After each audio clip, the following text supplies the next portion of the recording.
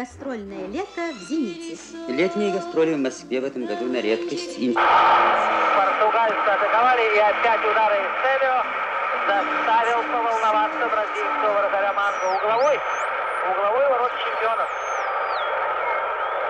Таким образом, судьба бразильцев будет зависеть от завтрашнего матча Венгрии и Болгарии. Навес на ворота.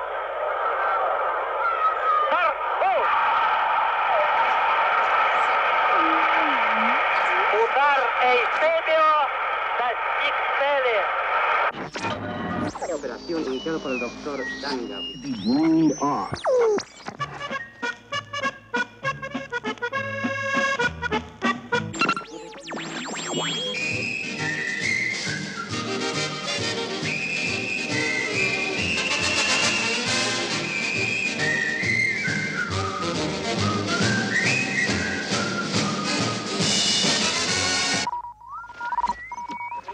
Часов 30 минут. Маяк продолжает.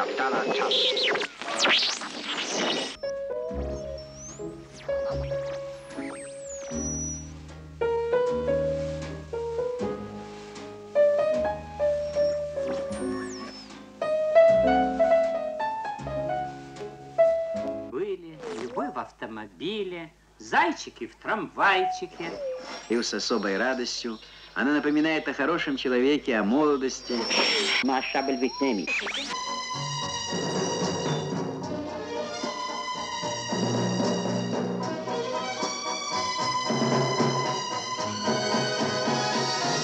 Ô toi la vie que je porte en souffrant, comme on porte un enfant, donne-moi l'amour et l'argent. £50 for an afternoon's work. I'm learning too now.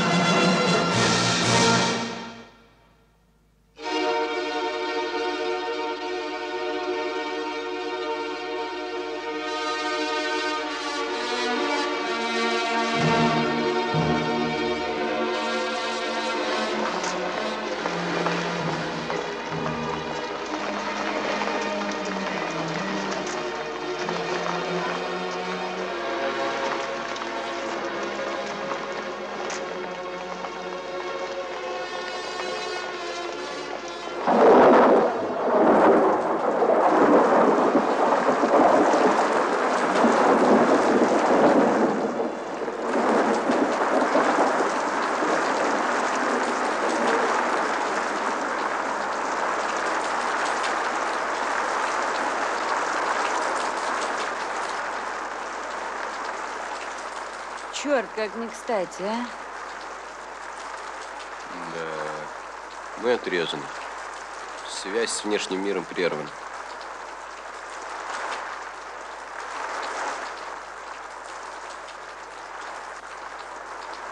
Ну, теперь это надолго. Нет, почему же? Видите, как хлещет, значит, скоро пройдет.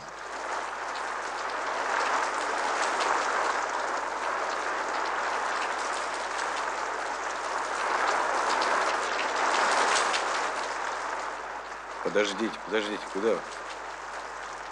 Возьмите, она, по идее, не промокает.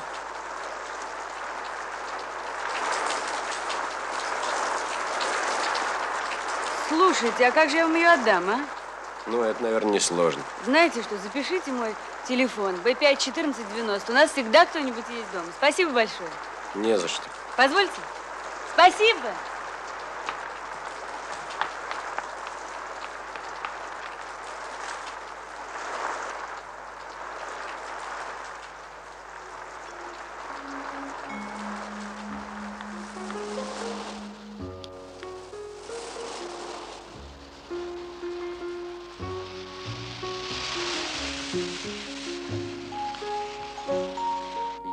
учесть все эти обстоятельства и взглянуть на привычные нам явления трезво, грубо, объективно, то мы окажемся перед фактами, которые опровергают наши прежние узаконенные прогнозы.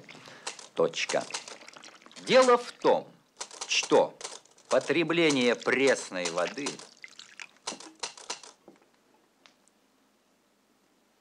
в ближайшие 8-10 лет возрастет примерно вдвое, что поставит народное хозяйство и человечество в целом перед проблемой опреснения морской воды.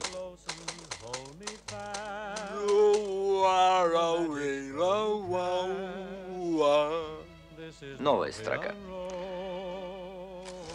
Но,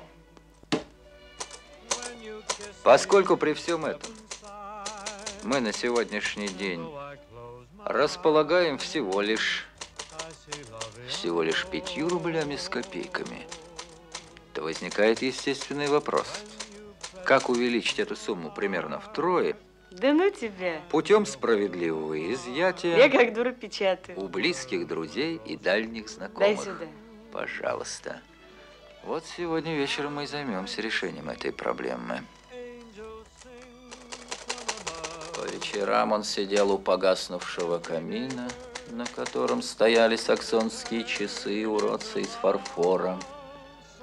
Читал французский роман, раскрыв его с середины, о страданиях бедной Жульетты, полюбившей знатного сеньора.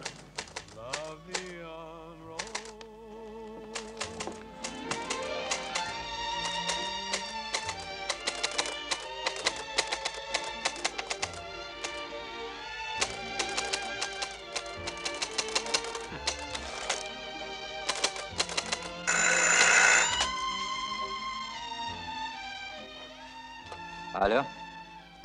Лёва, привет. Ну что, как дела за отчетный период? А я сегодня молодец. 5 страниц. О, слышь? Ну, значит, ты вдвойне молодец. Слушай, старик, если мы с тобой пойдем такими темпами, то, пожалуй, через пару недель завершим, как ты считаешь? Ну и как ты в связи с этим смотришь на культурный отдых? Придумай что-нибудь, сошлись в крайнем случае на меня.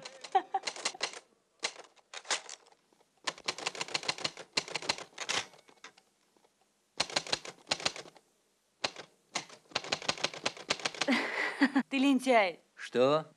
Ну какой же я лентяй? Я же работаю как водолаз. По 18 минут в сутки. Вот так они и жили. Денег у них не было, но зато был у них один маленький слон. Прошу вас.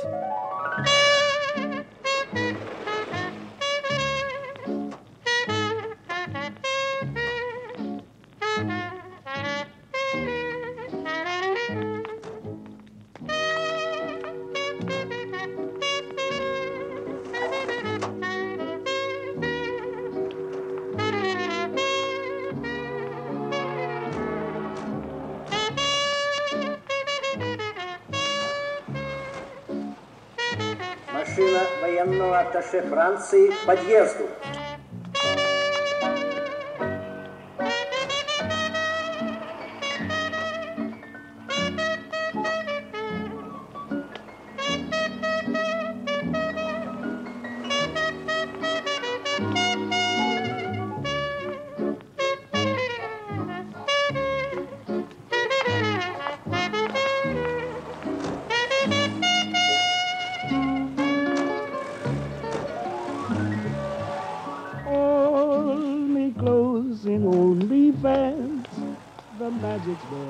You guess this is La Vie en Rose. When you kiss me at one side and go with my Машина военного атташе Болгарии к подъезду. When you press me to your heart and in a word. Машина посла Швеции к подъезду. And when you speak, angels sing from above. Everyday word seems to turn into love song. Give your heart and soul to me. Машина посла Японии к подъезду.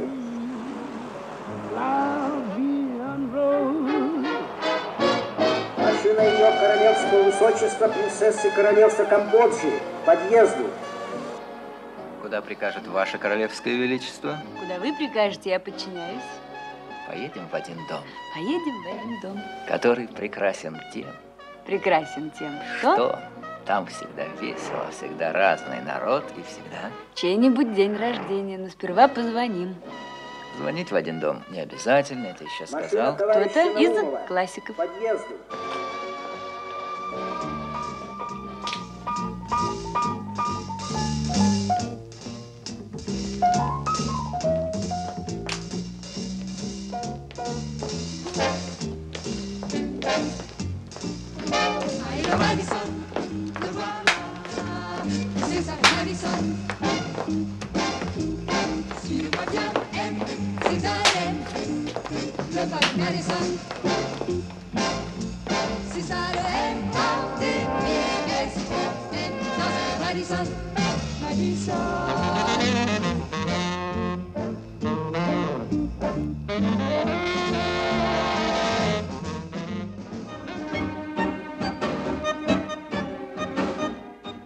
Тверды ли вы в своих решениях? Да.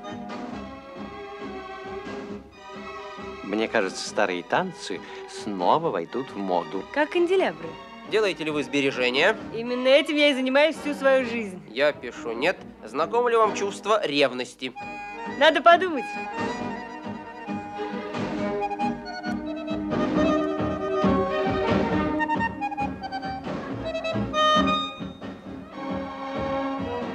Как вы относитесь к человеческим слабостям? Склонны ли вы их прощать? Слабости смотря какие. Нет, надо отвечать да или нет, это мы выясняем ваш характер. Ну тогда нет. Здравствуйте, Алик, рад вас Здравствуйте, видеть. Леночка, взаимно. Вы уже познакомились? Очень рад, меня сегодня зовут Владислав, можно просто Владик. Как, только Привет. сегодня? А вы что, всегда Лена? А вот негр в Африке, вы знаете? У них, когда человеку плохо, он себе меняет имя, чтобы отогнать злых духов. Вам знакомо чувство зависти? Как дела за отчетный период? В трудах. Для денег, для души? С деньгами, честно говоря, ковыряюсь тут с одним докладом. Кстати, ты меня не выручишь? Ради бога. А что за доклад? Проблема пресной воды. Угу. Нет, кроме шуток, старик, серьезное дело. Потрясение основ. За это денег не платят. Разрешите?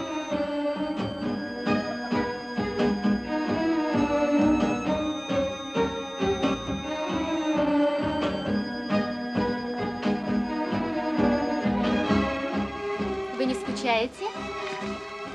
У вас? Никогда.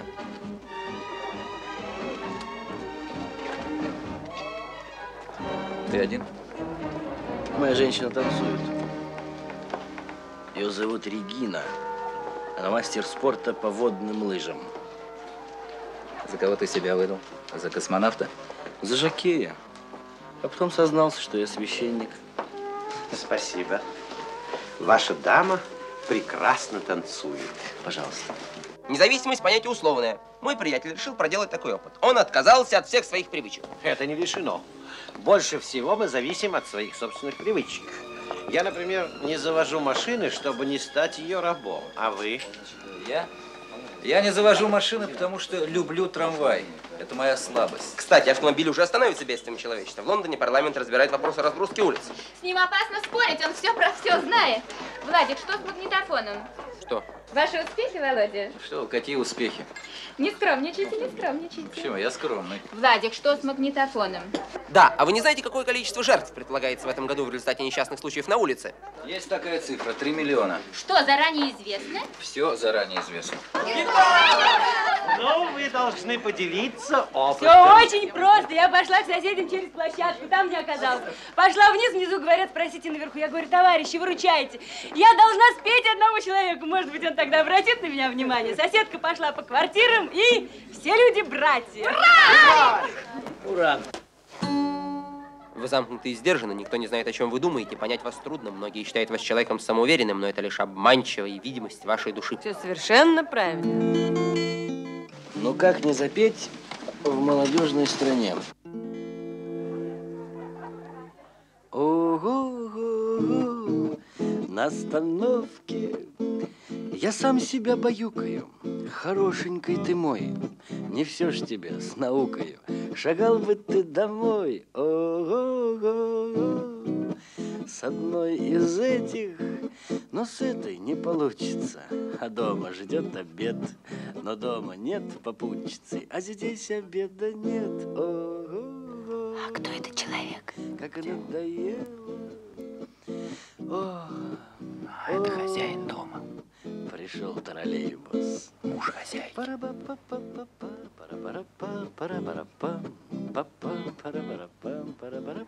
Серьезно?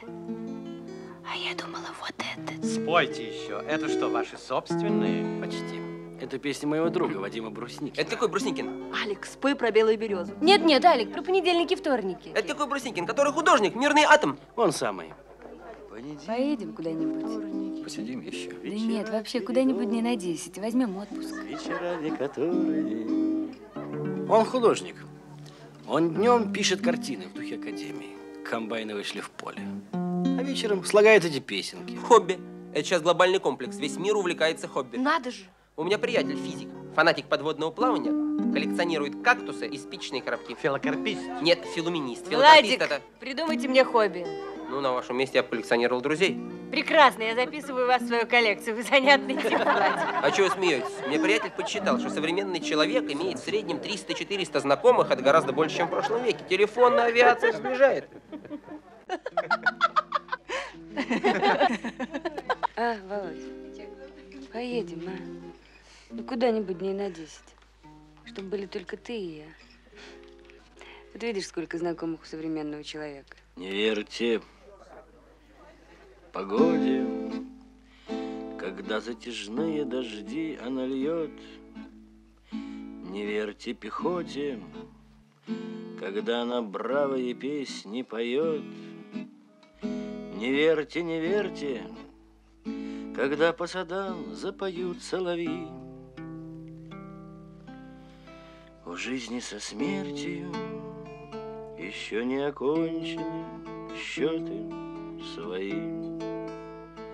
Нас время учило, живи по привальному, дверь отворя. Товарищ мужчина, а все же заманчива должность твоя.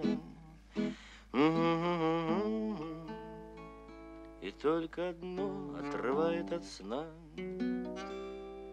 Куда ж мы уходим, когда над землею бушует весна? Чего ж мы уходим, когда над землею бушует весна?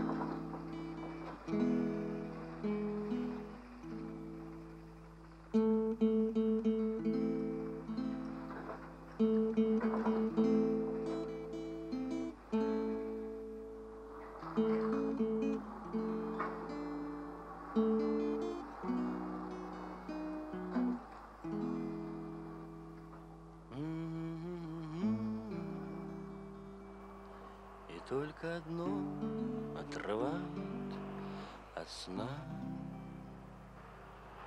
Куда ж мы уходим,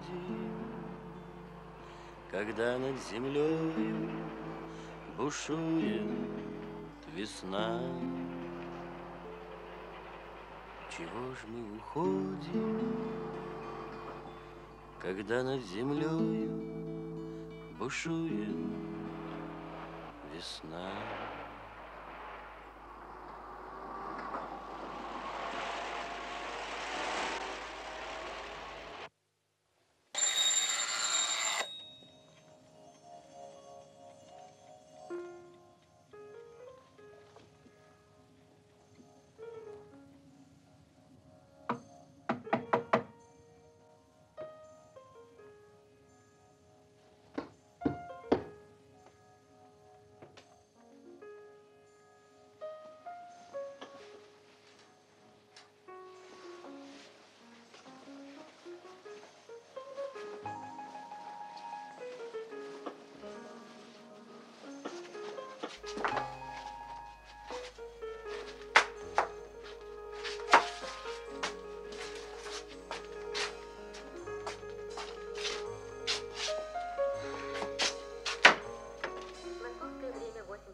Господи, господи, я, кажется, опаздываю. Какие у тебя сегодня планы, Лена? Ничего определенного. Я хотела посидеть вечер дома. Ничего определенного. Где моя сумка? А не поехать ли нам сегодня к Белову? Слушай, папа просил, ты читала его письмо? Мы выберем какой-нибудь другой вечер, а? Вот моя сумка. Другой вечер. Ты знаешь, я совсем зашилась с переводом. Я тоже совсем зашилась. Беловы обижаются. Ничего, переживут. Дай-ка, дай-ка. Ты знаешь, как я люблю Беловых. И все-таки... Уже без четверти. Ты идешь? Я иду. Хотя нет. Пожалуй, беги. Я немножечко задержусь. Ну ладно, тогда пока. Ходи осторожно. Ладно.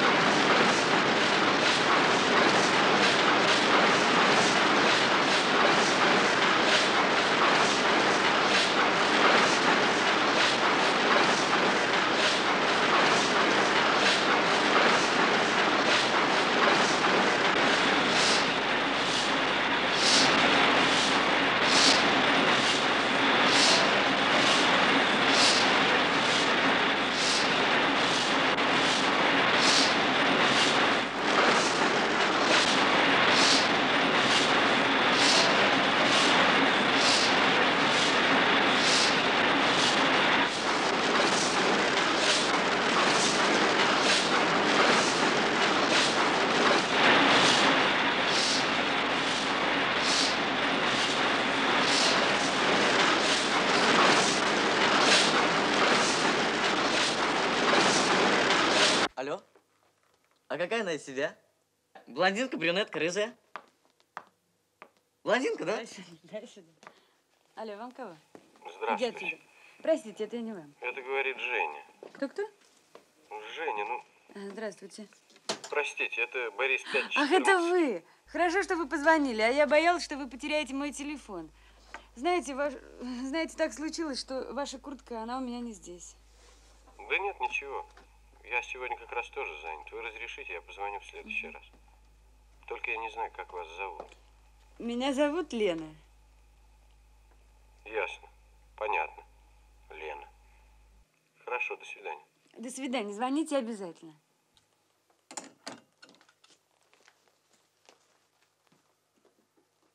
Я думаю, ему надо послать пальто и шапку зимнюю. Раньше праздников у них нам не кончится. А что тебе говорил Николай Николаевич? Он так и сказал, раньше праздников у них не кончится. А что, он еще здесь? Кто? Николай Николаевич. Он летит в субботу. Кстати, отец просил сигарет с фильтром. Они у нас были в буфете, я ему возьму.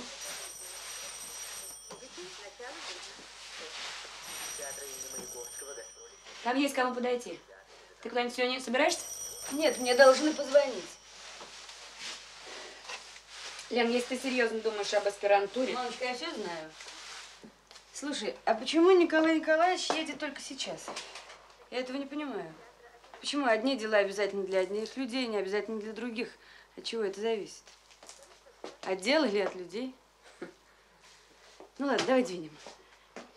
Послушай, а может нам переставить все иначе? Мамочка, у тебя просто страсть к перестановкам. Может, мы сначала сделаем ремонт, отдерем обои, а? Ну так что, двинем? Ты торопишься? Да нет, ничего. Лен, я написала Клаве, что ты идешь в отпуск в сентябре? Я не знаю, может быть, я еще не пойду в сентябре. Это что, зависит от него? Да. Мне бы не хотелось, чтобы к приезду отца все оставалось по-прежнему. Ты меня понимаешь, надо что-то решать. А что решать? Ты хочешь, чтобы я вышла замуж? Ну так считай, что я замужем. Но я не могу так считать. Ну считай как-нибудь по-другому, считай как лучше. Считай, что он мой жених, что мы ждем квартиры. Он мой жених. Он живет у знакомых, мы ждем квартиру. Жених, это как, устраивает? Ну почему ты так со мной разговариваешь? Я с тобой разговариваю вполне нормально. Слушай, мать, может, мы отдерем все-таки обои, а? Лена! Ну смотри, они еле держались. Ну вот теперь будем жить в ободранной комнате неизвестно сколько. А так мы никогда бы не решились. Мать, давай условимся. Я выхожу замуж. Все довольны, она выходит замуж, и сразу отпадут все вопросы. А потом? Мамочка, условимся, что каждый живет своим умом. Мамочка, я должна идти. Это ненадолго. Я скоро вернусь, и тогда все сделаю. Напишу все письма. Да, кстати, дай-ка мне денег. Это будет мой долг. Я скоро вернусь. Я даже ключей с собой не беру.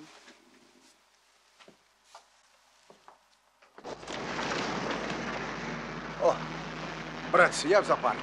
Дома такое творится. Спокойно, спокойно. Знакомься, это Лена, это Лёва. Ну что ты смеешься? Я не смеюсь, милый. Что-нибудь случилось? Я тебя поздравляю, старик. Ваш доклад у Шаповалова. Каким образом? Он снял его прямо с машины. Он тебе что-нибудь говорил? Ни слова. В институте только и шума, что о вашем докладе. Странно, что сие может означать? Неоконченный доклад. Мы тебя хотели спросить. Ну, братцы, у него могут быть самые невинные интересы. Ой, у кого у Шаповалова? Никто не знает его интересов, они же меняются. Надо было с ним поговорить. Кем ты поговоришь? О чем ты с ним поговоришь? Наивные люди. У вас есть арифметика для 3 класса?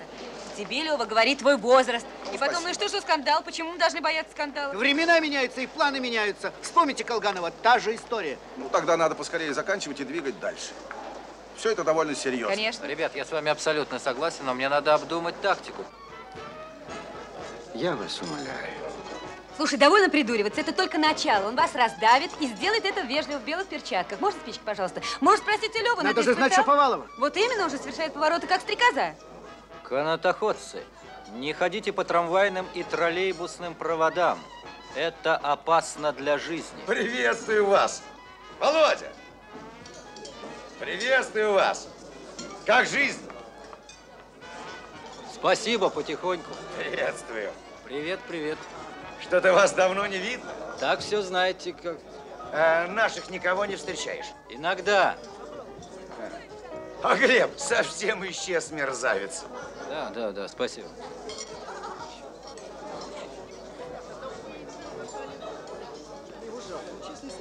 Спасибо. Меня восхищает его спокойствие. Он держится так, как будто что-то знает, но не говорит. Верно?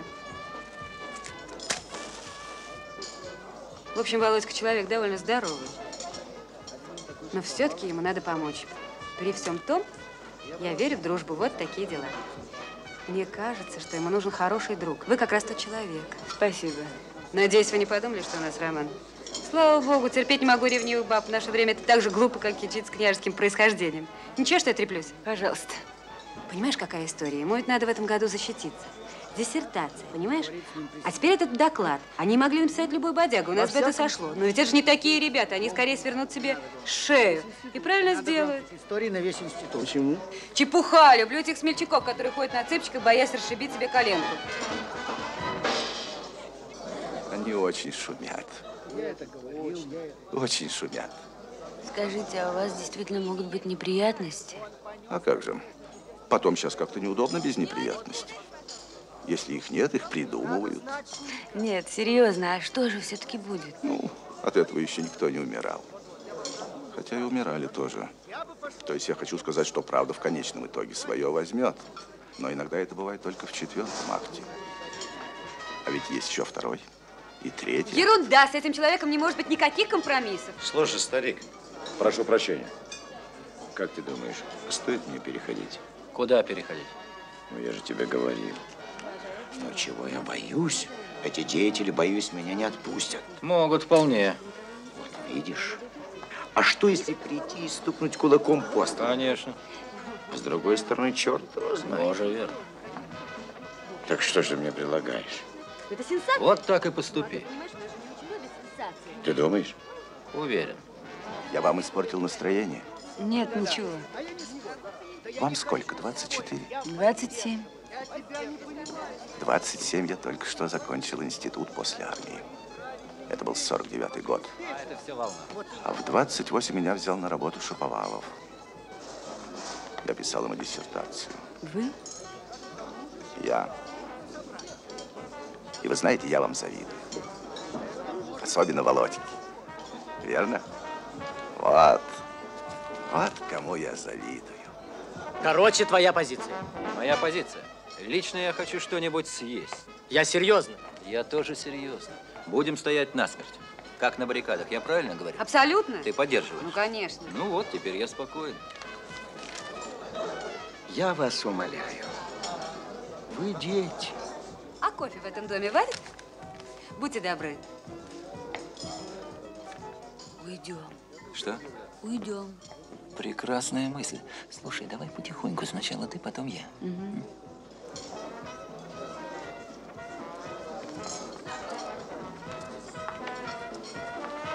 Ой. Слушай, а что, если они мне скажут, что мы вам создадим условия? Ну? Так что же мне им ответить, как ты считаешь? Слушай, друг, иди-ка ты знаешь куда? Вот-вот, именно туда. Все, привет. Да, милый, да. Где ты это опубликуешь? Кто возьмется, когда... А что делать? Слушай, а ты неплохо устроился. Сколько ты платишь? Я поливаю цветы. Как? Так. А где хозяева? Хозяйка в Афганистане. Она балетмейстер. Учит афганцев классическому балету? Да, что-то в этом духе ты не завидует только до Нового года. Ленка, у нас там была колбаса, я так ни черта и не поел. Я ее выкинула. Надо же знать людей, вы уже кончились. Так вот, господа молодые офицеры, я давно заметил, что люди сделаны из различных материалов. Правда, солнышко? Правда. Ну вот, существуют глины обыкновенные и существуют глины огнеупорные. Есть железобетон, очень распространенный материал. Попадаются керамические изделия. Есть люди, крытые черепицей. Существуют конструкции из готовых блоков. Вот Лева, он крыт соломой. Я польщен. А я? Вы, Лялечка, по-моему, сделаны из заменителей. Как? Я имею в виду самую качественную синтетику. А вот наш друг Володя. Он выполнен из современных материалов. Он антимагнитен, морозоустойчив, водонепроницаем, антикоррозиен. Это тугоплавкий металл. Его можно запустить в космос, и он не сгорит в плотных слоях атмосферы. Вот почему я за него спокоен.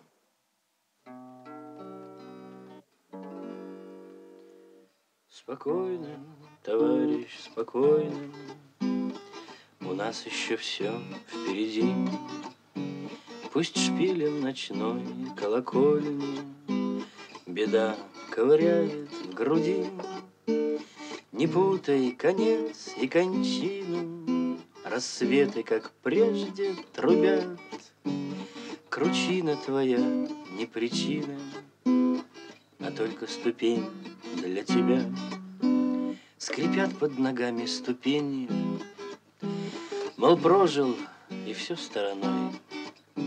Скрипят под ногами ступени, и годы висят за спиной, и куришь ты все беспокойно, и тень под глазами лежит, и зябнет походная койка, и черная птица кружит.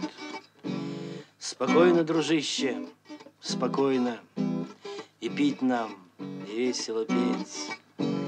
Еще в предстоящие войны тебе предстоит уцелеть. Уже и рассветы проснулись, что к жизни тебя возвратят. Уже изготовлены пули, что мимо тебя просвистят.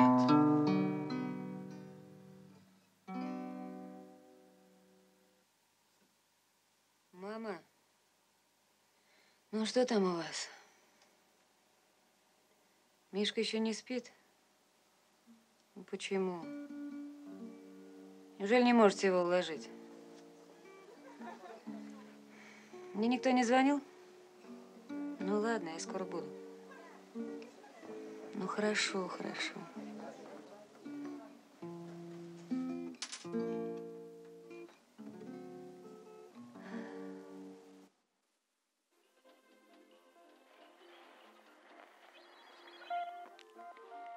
Слушай, а чем все это кончится? Что? Ну, все эти неприятности. Посмотрим. Так они за тебя все переживают. А им нравится переживать. Это их возвышает в собственных глазах. Давайте, ребят, смелее, не бойтесь. А мы вам будем аплодировать. Потихоньку, конечно, чтобы никто не видел.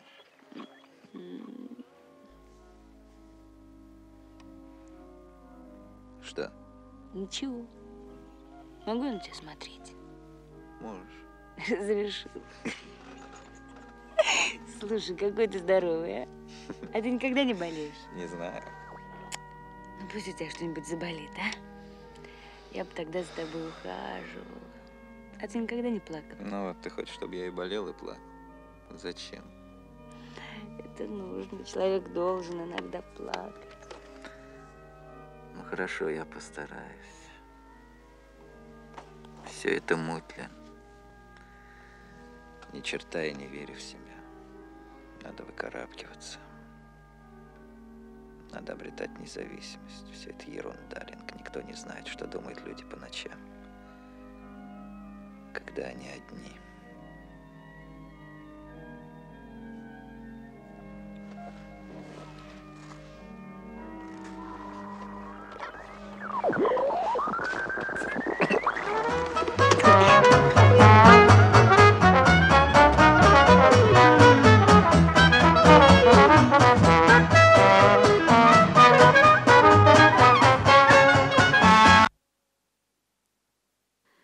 Алло. Слушаю. Кто это? А, Женя. Вы извините меня, Женя. Мне сейчас трудно разговаривать. Вы не могли бы позвонить как-нибудь в другой раз, через несколько дней?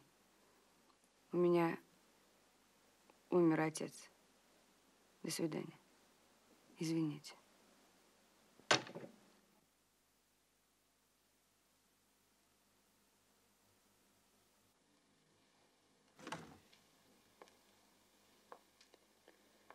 Кто звонил? Это там.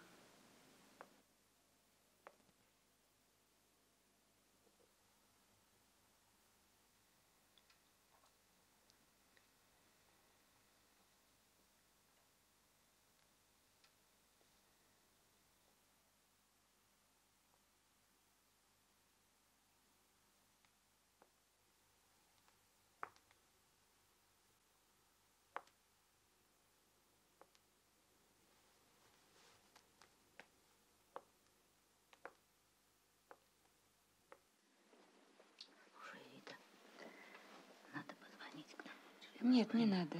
Это я сделала. Я скажу, что завтра. Хорошо.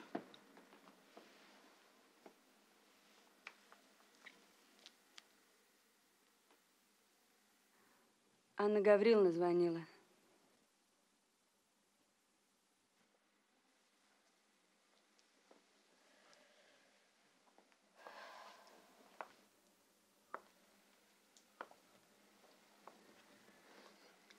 Да-да, пусть приходит.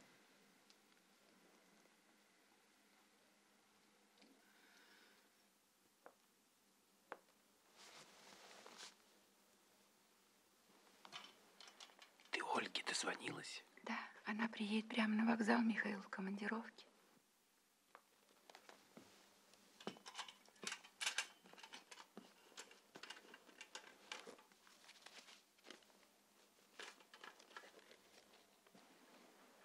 Когда поезд? В 21:10. Еще есть время. Мы возьмем такси.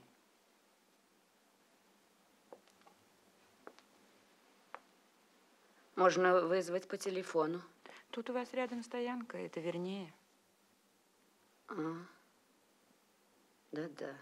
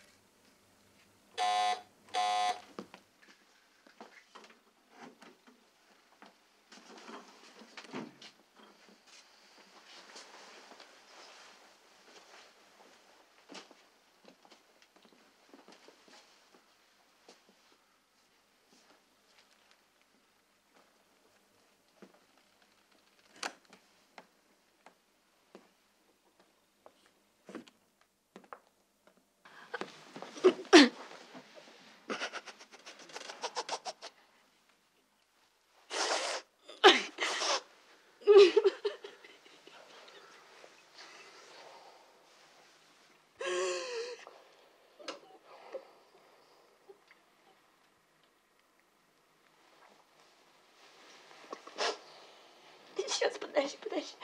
Постой. Пойми, что ей будет очень и очень трудно. Ну что теперь поделаешь, у каждого человека такое может быть. Ты уж возьми себя в руки. Вы приезжайте к нам в октябре, хорошо. У нас своя моторка есть. Он рыбалкой не увлекается. Вроде нет, не знаю. Вы уже с ним расписаны? Нет. А чего ж он тянет? Мы оба тянем. Так, вроде парень, он хороший, не пьет. Нет. Не скупой? Нет, совсем. Это самое главное. Потом противно бывает, когда окажется крохобор. А как насчет женщин? Я не выясняла. Ты не удивляйся, это жизнь. Я понимаю. А друзья у него есть? У него много друзей. Много друзей тоже плохо. Значит, со всеми одинаков. А где родители с вами? Мать у него в Серпухове. Это жизнь.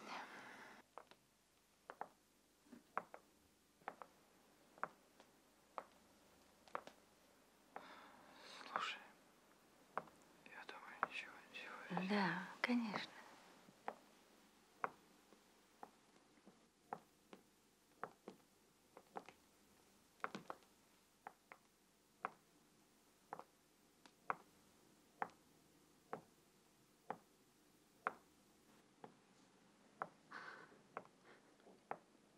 Приходите к нам.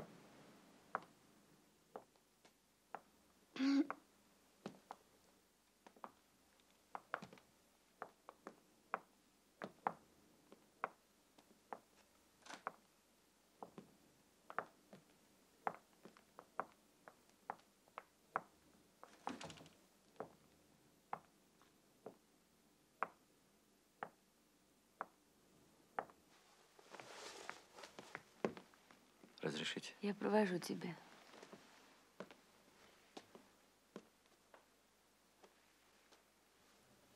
Здравствуй, Лена. Здравствуй, Валя. Хочешь яблоко? Спасибо.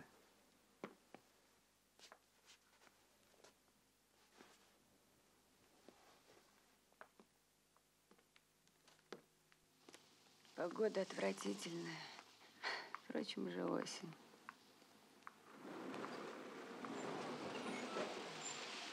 Ладно, я на следующем.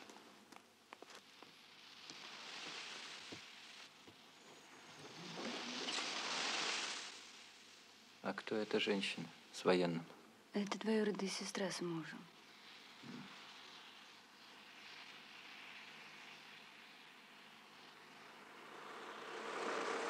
Ну, поезжай. Езжай.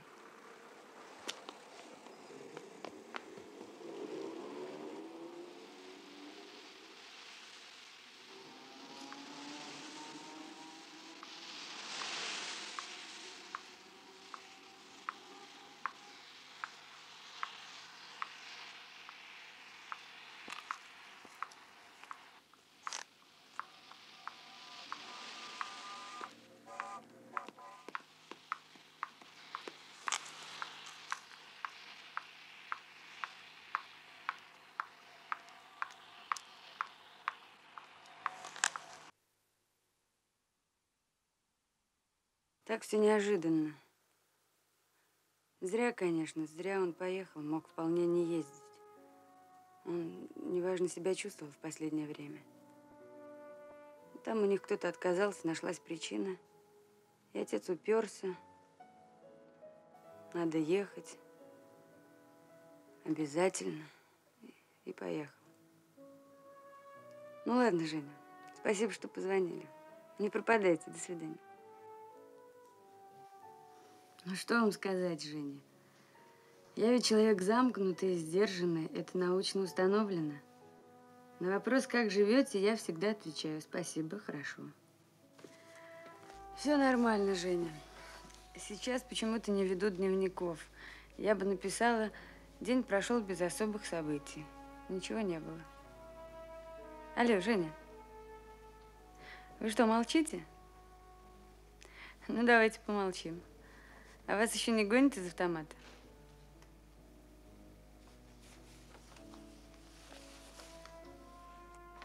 Моя милиция меня бережет. Но передайте ему привет.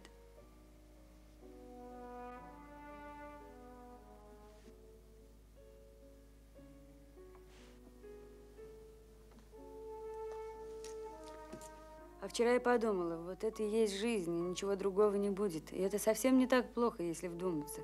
Правда, Жень? Вы любите свою работу? Я тоже. Родители у вас есть? Только бы не было войны, правда? Слушайте, а вы читали про эту маленькую планету, ну, которая якобы летит в сторону Земли и хочет с нами столкнуться? Были всякие прогнозы, все оказывается ерунда. Она уже не столкнется, она раздумала, так что можно жить спокойно. Ну, привет, Женя. Да, конечно. Кто может быть в этом уверен? Терпеть не могу. Но это тоже противно. Мой отец, он никогда не жаловался и не завидовал. Это, в общем, одно и то же. Он говорил, что зависть – это самое унизительное, и что когда-нибудь люди избавятся от зависти. Что любовь?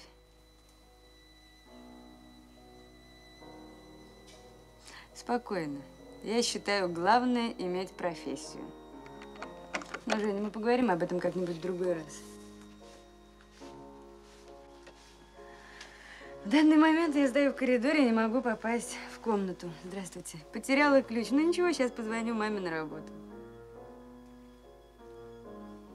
Нет, Женя, я болела.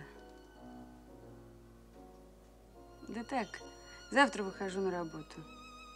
Алло, вы слушаете? Где эта музыка? Нет. Я думала, это у вас.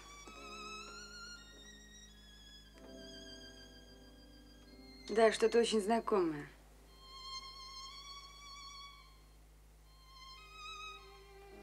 Послушайте, Женя, а может быть, вы не существуете? Ну, нет вас и все. Просто голос.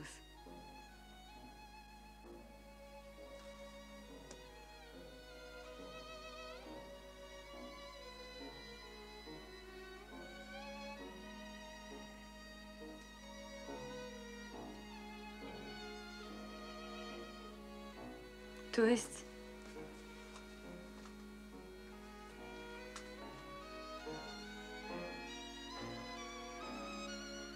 Да-да.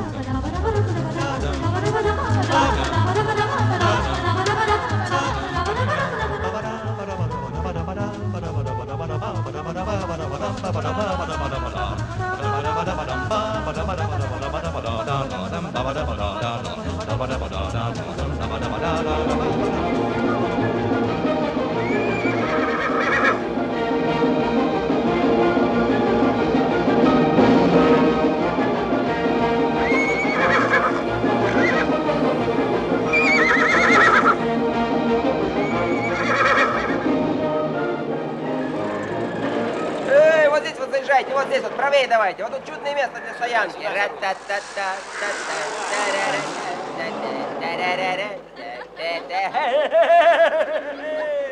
Вот сюда давайте все.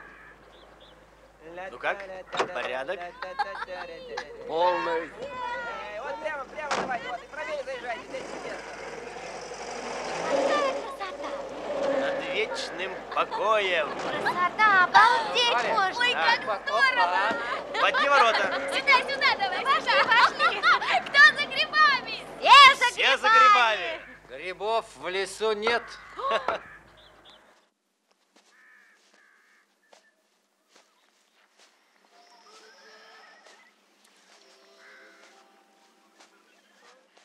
Ты Люсю не видела? Алик, вы... А как же шашлык? Шашлык будет готовить профессор Шиповалов. Он оказался специалистом по шашлыкам. Ты Люсю не видела? Она была где-то здесь. Правда, забавная девчонка. Она что, тоже мастер спорта? На этот раз нет. У вас меняются вкусы. А где ваша гитара? Надеюсь, ей вы еще верны. Гитара в машине. Она не моя. Машина, впрочем, тоже. Что же тогда свое, Алик? Зачем вы ко мне придираетесь, Леночка? Может быть, за этим вы хотите скрыть свое хорошее отношение ко мне? Ну вот, я так и знал. Теперь один выход. Стреляться, дуэль. Дуэль – это несовременно. В наше время принято... Что принято в наше время? Надо спросить у Владика. В наше время принято, когда один человек сотворил другому подлость. Противники встречаются вновь. Ну, как дела, старик? Ничего. А у тебя как? И у меня все в порядке. Но я тебя поздравляю. Привет. Эпоха мирного сосуществования. Вот так.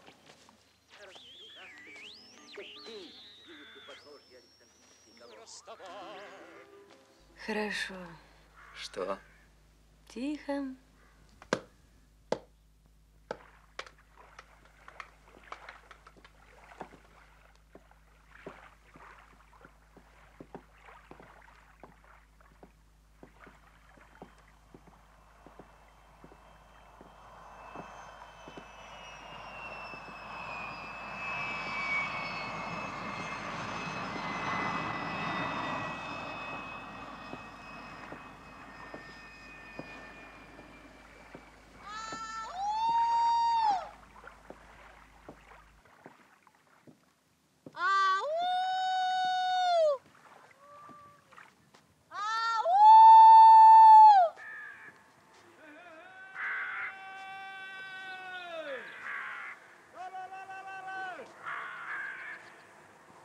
Представьте себе 3 мушкетеров с гипертонией. В те времена, когда споры решались при помощи шпаги, нервная энергия сразу же переходила в мышечную, и человечество не знало инфаркта. Ну и какой же вывод? Профессор Постников рекомендует, если вы нервничаете... Профессор Постников рекомендует не нервничать. Да, но нервничать, он рекомендует сделать несколько движений по методу изометрической гимнастики. Чудо цивилизации. Кофе на природе. А ты знаешь, старик, это очень удобно. Ой, минуточка, должна Люсенька, снять. что с пальчиком? Да какая-то колючка Спасибо. попала. Надеюсь, не смертельно. Ну-ка. Ой-ой-ой. Вы знаете, когда я был в Южной Америке, мне рассказывали, что там есть такие колючки, которые выделяют яд курара. Ничего подобного. Яд курара выделяет особого вида древесные Да лягушки. при чем здесь лягушки? Хорошо, что мы не в Южной Америке. А между прочим, самые ядовитые существа – это японские рыбы фугу. Они водятся в Японском море. Как наши успехи? Отлично. Прошу вас. О, прекрасно. Кажется, мы будем иметь удовольствие сегодня послушать вас. Говорят, вы очаровательны. Это преувеличено. Кстати, ядом курара индийцы обмазывают свои наконечники своих стрел. И, между прочим, эти двое ребят из Киева, врачи, которые делали опыты... Володя! Володя! Но это ведь не река Янцзы с ее бурным течением. Я не могу смотреть на эти вещи. Это ужасно, это кошмарно. Отчаянный малый. Он талантливый человек. Безумный Ему человек. побольше разума и Я не могу терпения. смотреть на эти вещи. Он получит воспаление легких. Атлет, он же Не атлант. могу смотреть на эти вещи. В следующий раз, Володя, делайте это без меня. Ой. Оденьте его скорее, он весь в мурашках. Старик, это нечестно. Ты демонстрируешь преимущество молодости. Ну что, Анатолий Алексеевич, и в мыслях не было. Он весь мурашек. Ничего, моржи плавают при более низких температурах. Причем здесь моржи? Ведь он человек. Ну, так называют любители зимнего плавания. Ах, Не вот оно беспокойтесь, ему действительно очень тепло. Так, кого ждем? Володя, к столу, к столу. Люсенька. Товарищи, шашлык в порядке общей очереди. Кого ждем? Люсенька, я надеюсь, вы не забыли нашу дружбу. Передайте мне, пожалуйста. Спасибо. Спасибо, я худею. А мне надо Тост, поправляться. кто скажет тост? Длинный кавказский тост. Короткий. У меня всегда один тост. Всего хорошего. Это что значит? До свидания. Это значит всего хорошего. Поехали. Поехали. Поехали.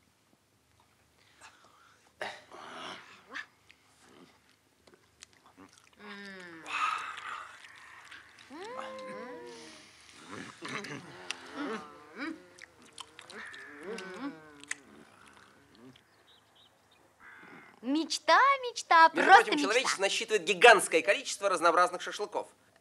Ну, во-первых, конечно, кавказский шашлык. Шашлык по-карски. На ребрышко. На скаре болгарский шашлык. Любительский. Люля кебаб. Это из смежной области. Шашлык де мутон. Шашлык по-карски. Люсенька, это уже было. Хорошие шашлыки в Арагове. Ага. Финский шашлык. Каждый народ желает иметь свой шашлык. Каждый народ имеет тот шашлык, которого он достоин. А я все-таки предпочитаю по-карски. Прошу. Прошу отведать. Но мы забыли самый главный шашлык. Шашлык по-шаповаловски. А что, это фирма? Старик, ты меня льстишь. Хорошо. С подчикой. А что это за подкова? Это моя подкова. Ой, где вы ее нашли? Вы знаете, это на счастье. Я знаю. Почти новенькая. Счастье лежало на дороге.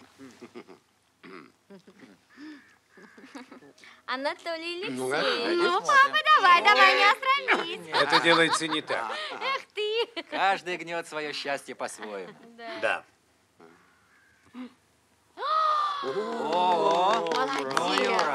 Молодец, Юра, молодец. Ну, старик, я за тобой этого не замечал. У тебя ж мускулатура. Ну вот, согнули. Юрий Власов. Феномен. Прекрасно. Всего хорошего. Кстати, это лучший способ укрепить свое здоровье. Длительные статические нагрузки при задержанном дыхании. Это и есть изометрическая система гимнастики. Существует не что иное, как элементы системы йог. Это дает поразительный эффект. А давайте во что-нибудь сыграем. Давайте. Во что? В города. Хорошо. Киев. Нет, я начинаю. Владивосток. Кишинев. Варшава. Аннеси. Иркутск. Краснодар. Рим. Монако. Алик, Да. Киев. я действительно к вам хорошо отношусь. Валдай. Хотите делать мне приятное? Все, что прикажете. Вы могли бы сегодня не петь? Не пить? Не петь. Нальчик. Хорошо. Кандалакша. Архангельск. А давайте великих людей. Как это? Ромен Ролан. Некрасов. Верн, который жуль. Нансен. Некрасов. Это уже было? Не тот, не тот. Ах, да, есть же еще и другое, я совсем забыла. Вольф. Форш. Шаповалов. Ну, я не настолько велик. Алик, Ну, кто там знает, кто из нас велик? Может быть, Люся великий человек, может быть, я. Современники не в курсе. Нам обещали песни. Их нет у меня.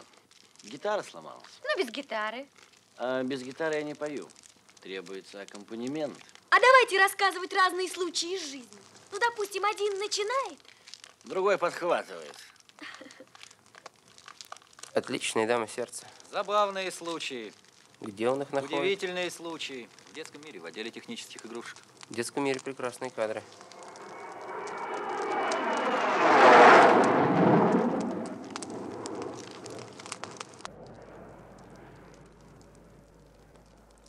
А вам бывало когда-нибудь страшно? Вот-вот, давайте рассказывать страшные случаи. Человек встретил удава. Нам уже страшно. А ты почему без дамы сердца? Старик, от старого человечества вернулось к идее законного брака. Так в чем дело? Тебя это не устраивает? Нет, меня это устраивает. Что-то мне не везет с дамами, старик. Нет, зачем? За человеком гналась теща с горячим утюгом. Вот я вам расскажу про тещу. Это, правда, банальная тема. В Рио-де-Жанейро на стадионе Маракана в присутствии 200 тысяч зрителей вывели автомобиль новейшей марки и объявили: у кого при себе есть фотографии тещи, могут прийти и взять. Никто не отозвался. Разве это страшно? Мы же договорились про страшные случаи. Вот вы расскажите, пожалуйста. Или лучше вы, Володя, расскажите. У меня не было страшных случаев. Вот вам страшный случай из жизни. Лет так 10 тому назад читаю ответственную лекцию, волнуюсь. А тут в первом ряду, перед самым носом, такой молоденький нахал с наивными глазами бросает записки через всю аудиторию. Там у него, видите ли, очаровательная брюнетка. И даже не ждет, подлец, пока я отвернусь. Меня в жар бросило. Ну, думаю, я тебя сейчас придушу. С тех пор мы стали друзьями. Узнал. Вот Юра нам расскажет. Он вернулся из Камбоджи. Юра, просим. Страшный случай. Вот такой случай. 61 год. Вызывает меня посол. Нужно ехать на прием к королю. Немедленно. Едем. Не доезжая 2 кварталов, машина стоп и...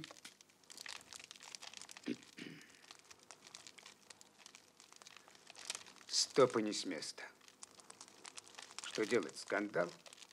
В Королевский дворец не поедешь, на чем попало. На такси, например, или пешком. Вопрос, где достать машину? А вы когда-нибудь прививали себе яд курары? Курара – это яд, который применяют индейцы, действует мгновенно.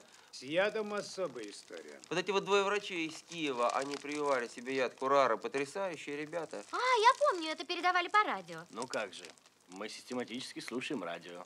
Отвечаем на ваши вопросы. 100 вопросов, 100 ответов. А вы когда-нибудь прививали себе яд курары? Вы, Алик? Я нет. Я не прививал себе яд курары. Мне приходилось иметь дело с более приятными вещами. Например, с сиренью. Однажды я пролежал 4 дня в кустах сирени. В сиреневом садочке. Вот именно. Было только одно маленькое неудобство. Вокруг были их танки, а впереди было наше минное поле. А сирень была крупная. Вот такие грозди. Болтались в прицеле. С тех пор я не люблю запах сирени. А заодно и черемухи. Ну и какой же вывод? Вот что не знаю, того не знаю. Сейчас мы спросим у Владика. Пикник прошел. Прекрасно. Поленья. Прогорели. Поутру. Пора. Поехать. Просто по палатям. прекрасно получилось. Давайте играть на «Л». Давайте на «Л». Листок. Летит. Летающая любовь. А где Лена? Лена! Лена! Лена! Лена! Лена! Лена! Лена! Ну что вы кричите? Я здесь, в машине.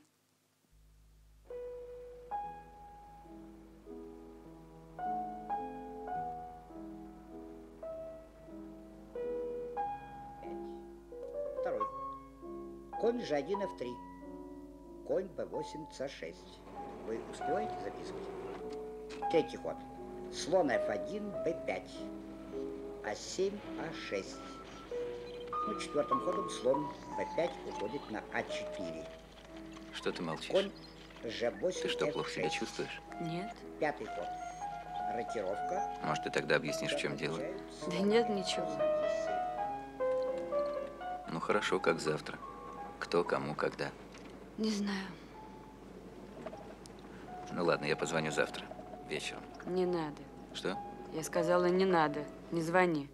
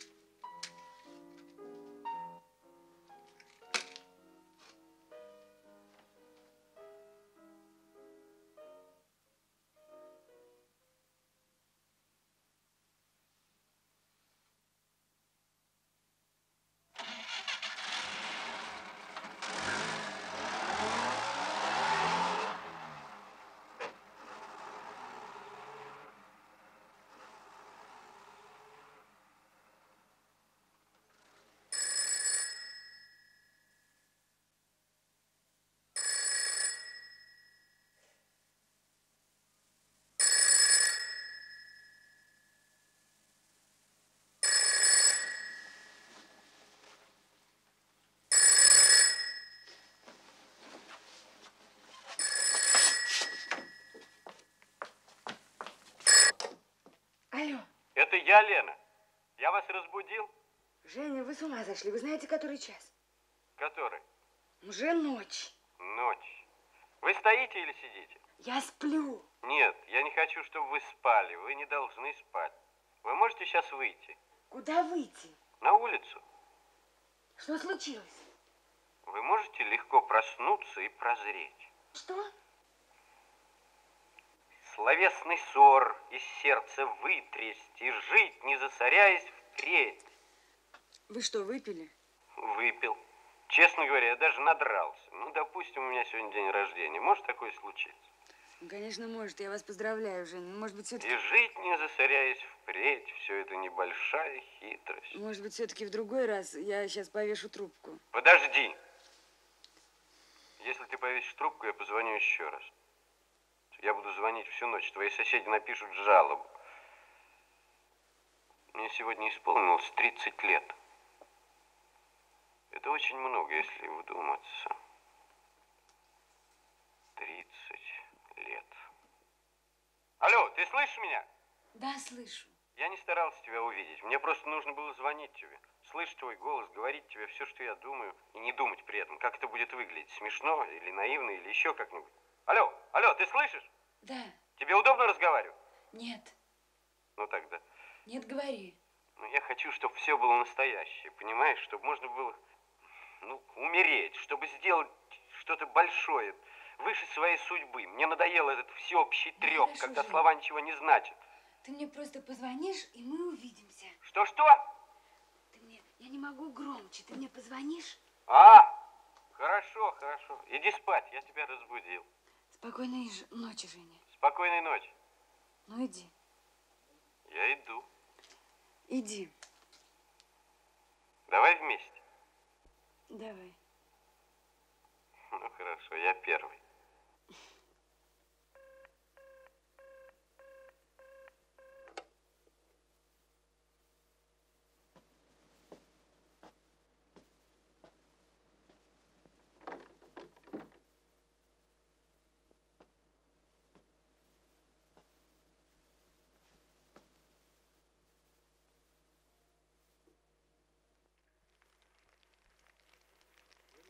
посвященные научному наследию Константина Эдуардовича Циолковского. В них приняли участие многие видные советские ученые. Чтения совпали с другой знаменательной датой – 30-летием мемориального музея Циолковского. За 3 десятка лет его посетили 350 тысяч человек. Парижская библиотека изобразительного искусства начала издание серии работ по истории мирового изобразительного искусства под названием «Цивилизация искусства». Тексты будут написаны видными специалистами и снабжены богатыми иллюстрациями. Издание рассчитано на несколько лет. Ежегодно будет выходить 2 или 3 тома. 2 первых книги только что выпущены. Какой сегодня будет погода? В Мурманской и Архангельской областях местами пройдут кратковременные дожди. Зачем? Здесь на скамье валяется вилка. Иногда я смотрю, да чего вы похожи? Здесь на скамье Типичная отцовская манера включить радио и заткнуть уши.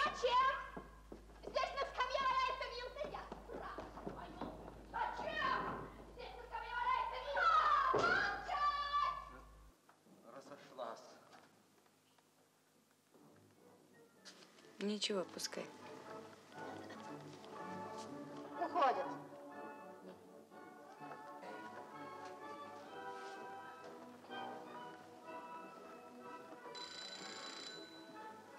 Я скажу, что ты занимаешься.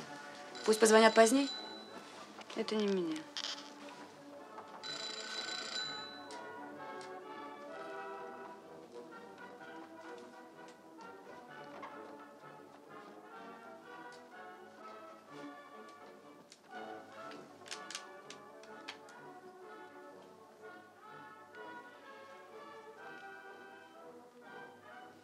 Если позвонит Зина, скажи, что я весь вечер дома. Хорошо. А может, вы куда-нибудь сходите? Не знаю, может быть, наоборот. Посидим дома.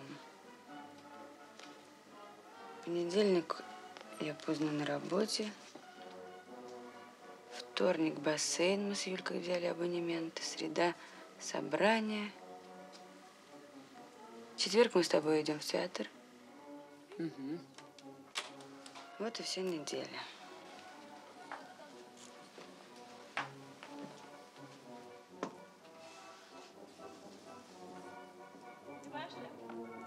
Я в дом отнес.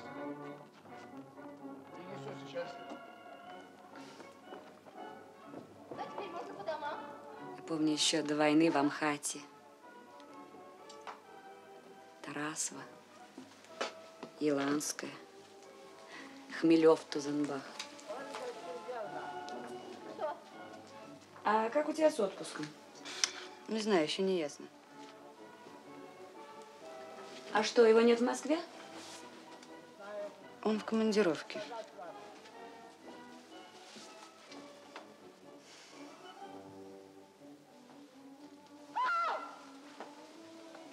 Не может быть!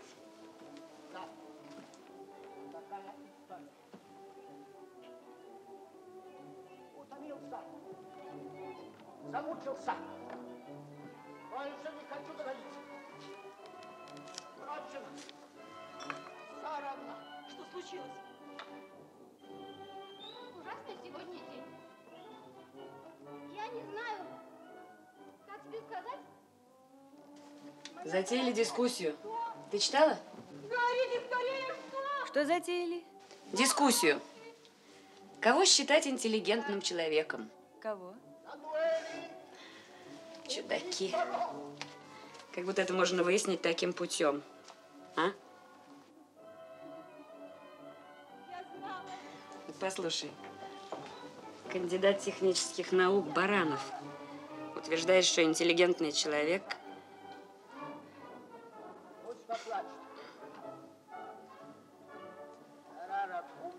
Мать.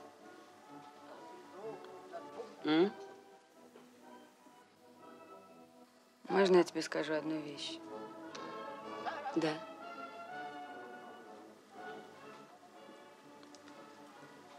Я тебя все-таки очень люблю. Ты у меня. Спасибо.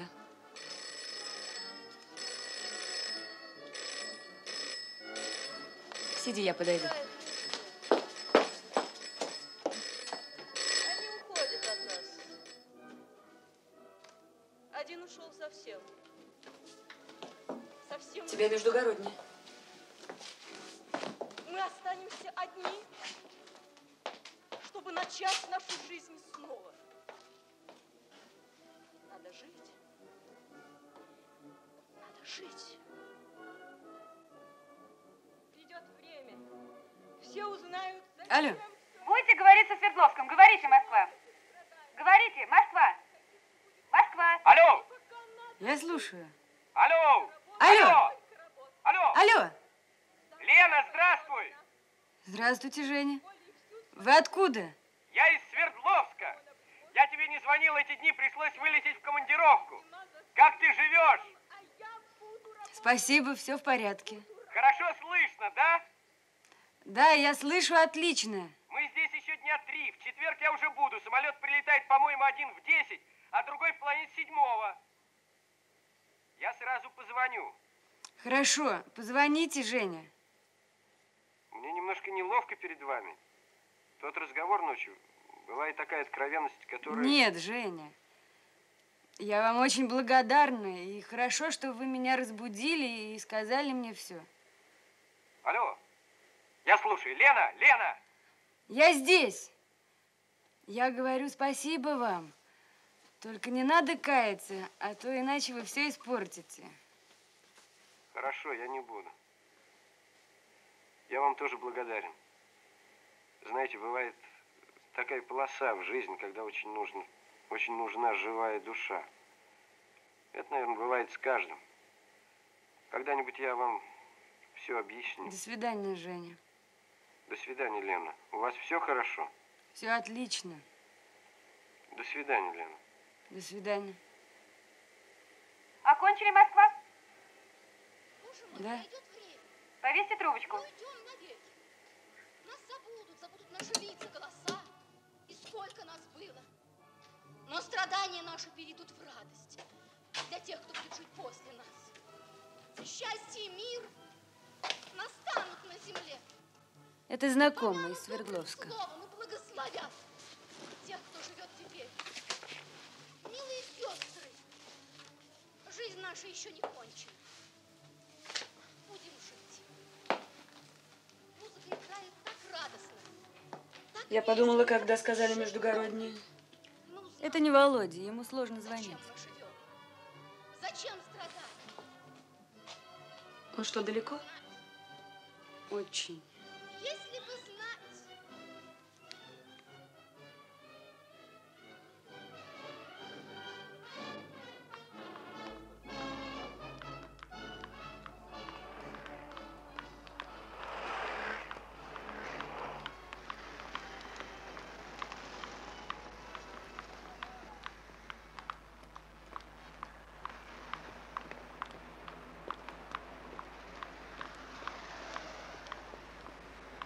Здравствуй. Здравствуй.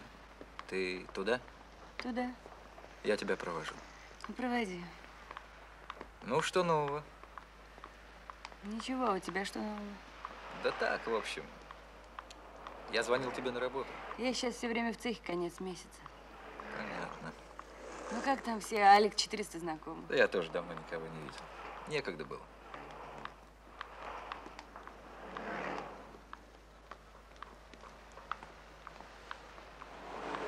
Слушай, давай уедем.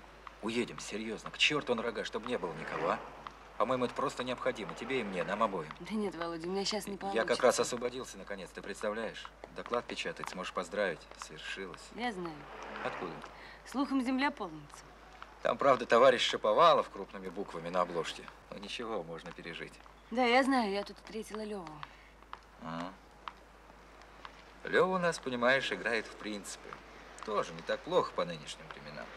Снял свою подпись. Вот. Уедем, а? Да нет, Володя. Ну ты характер. Возможно. Мне сюда.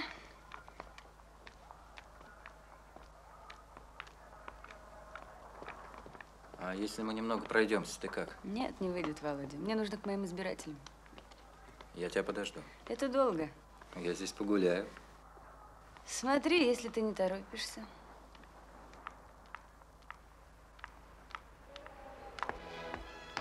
Слушай, где твои избиратели?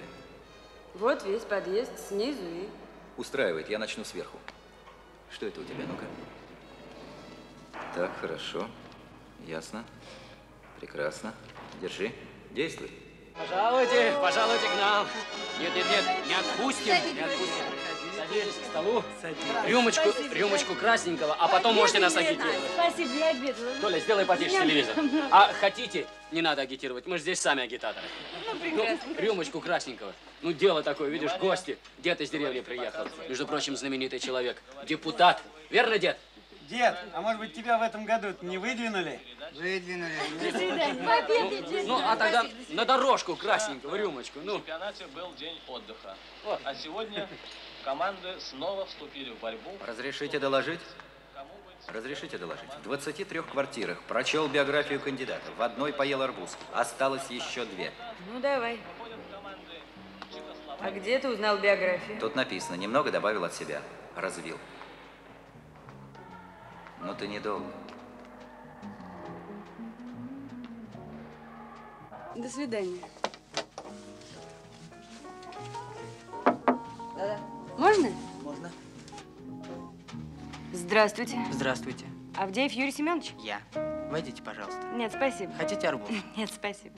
Выборы должны состояться в воскресенье в помещении школы с 6 утра и до 10 вечера. Все правильно, я вижу, вас не нужно агитировать, пожалуйста. Нет, меня нужно агитировать. Войдите, пожалуйста. Нет уж, я лучше. У вас будут вопросы? Один вопрос. Где я могу вас увидеть? Ну, на избирательном участке. Когда? Ровно в 6 утра. Ой, ну хорошо, я буду в 6 утра. Только, пожалуйста, не обманывайте. До свидания. До свидания. А их там, по-моему, нет никого дома. Спасибо. Значит, в 6 утра. Погодите-ка. Ведь вы у нас, кажется, новый агитатор. А где та девушка, которая до вас была агитатором? Тоже из типографии. Она в отпуске. Значит, вы у нас новенькая. Ну, скажите мне, Елена Федоровна, нет, я не буду вас о многом расспрашивать. Но скажите мне, пожалуйста, как вы расцениваете визит де Голля? Положительно. Да. Когда я был во Франции, это было в 15-м, нет, в 16-м. Это было уже в 16-м году, это было еще в Первую мировую войну. Тогда на помощь французам был послан русский экспедиционный корпус туда, во Францию. Я был там, на Марне. Я не помню сейчас, были ли наши на Соме, но под Верденом были. И наши части принимали участие в решительном ударе, который, собственно, Машуня, организуй нам чайку. У тебя там, кажется, варенье есть. Вы не торопитесь? Нет, нет. Так вот. Я помню, там был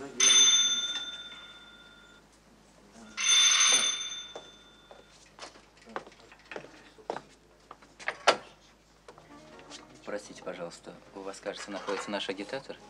Вы не могли бы ее позвать? Я из райкома. Спасибо. Простите, что помешал. Здравствуйте. Елена Федоровна, там уже все наши собрались, ждут вас. Да-да, я иду. Работа Простите, такая. Мне нужно идти. До свидания.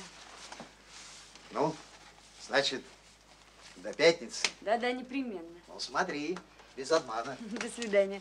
До свидания. До свидания. До свидания. Всего лучшего.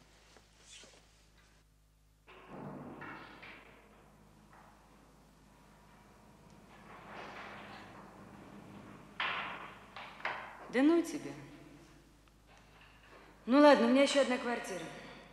Только ты, пожалуйста, не ходи за мной из райкома.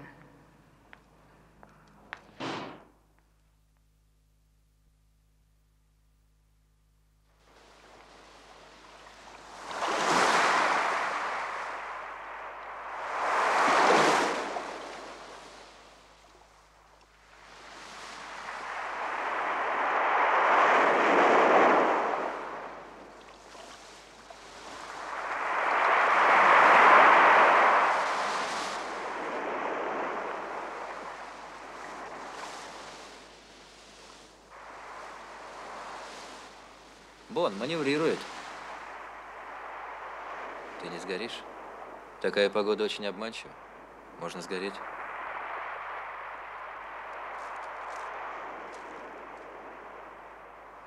Первый отчет, лондонские интервью. А, это интересно. Гости вытрезвителя. Есть хочется. Что? Хочется есть. Сейчас пойдем, только разок окунемся.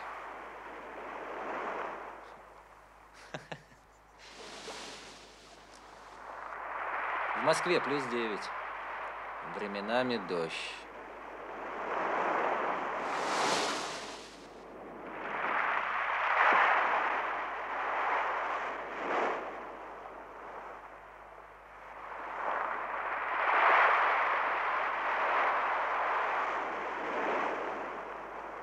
Хочется в Москву. Тебе нет? Да. А то я тут, кажется, растолстел от безделья. В Москву, в Москву.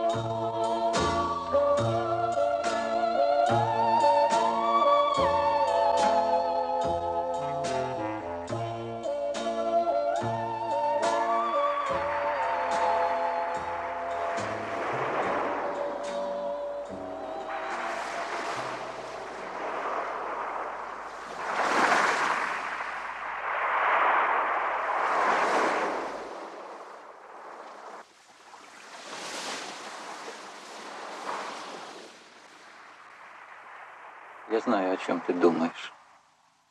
О чем? О нас с тобой. Мы с тобой никогда об этом не говорили. Тебя это задевало, я знаю. Нет. Неправда, это задевает любую женщину.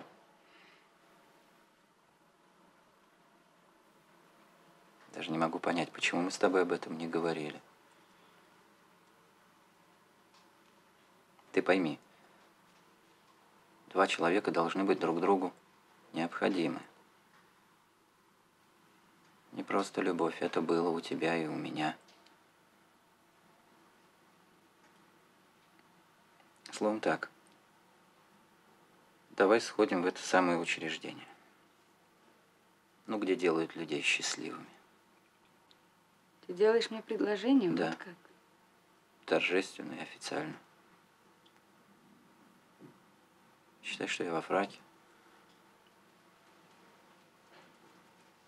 А что, если я захочу сохранить независимость? Серьезно, может быть такой вариант? Ну, наверное.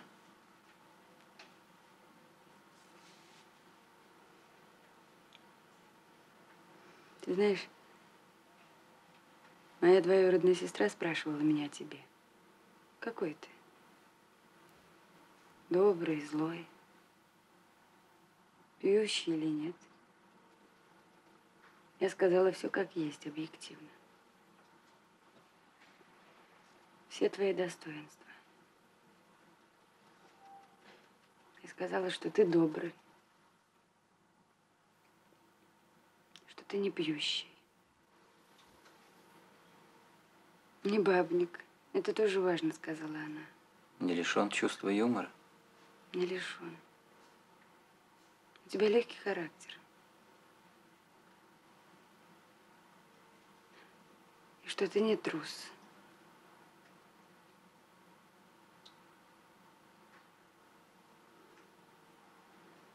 Ну, знаешь, я, наверное, никогда не смогу объяснить ей, почему, несмотря на все твои прекрасные качества, я не пойду за тебя замуж. Володя.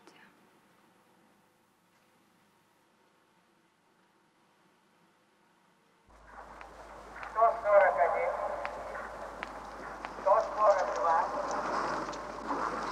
143.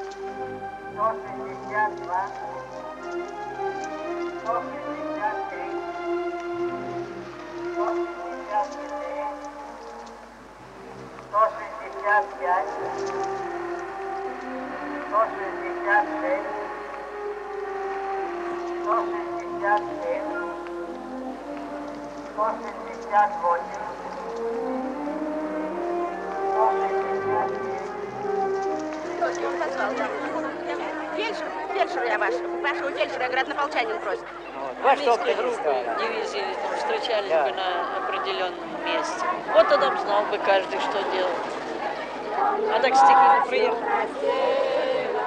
Дело случая, да. Да, дело случая. Может быть, товарищи где-нибудь там на Красной площади. Одним часто мы встречаемся. Орел город весь прошли, и последние улицы название прочли. А название такое, право слово боевое, Брянская улица. По городу идет, значит нам туда дорога, значит нам туда дорога, Брянская улица. На запад нас ведет. С боем взяли город Брянск, город весь прошли, и последние улицы название прочли. А название такое, право слово боевое, Минская улица. По городу идет, значит нам туда дорога, значит нам туда дорога, Минская улица. На запад нас ведет. С боем взяли город Минск, город весь прошли, и последние улицы название прочли. А название такое, право слово боевое, Брестская улица. По городу идет, значит нам туда дорога, значит нам туда дорога, Брестская улица. На запад нас ведет. С боем взяли город Брест, город весь прошли, и последние улицы название прочли. А название такое, право слово боевое, Люблинская улица. По городу идет, значит нам туда дорога, значит нам туда дорога, Люблинская улица. На запад нас ведет. С боем взяли город Люблин, город весь прошли, и последние улицы название прочли. А название такое, право слово боевое, Варшавская улица. По городу идет, значит нам туда дорога, значит нам туда дорога, Варшавская улица. На запад нас ведет. С боем взяли мы Варшаву, город весь прошли.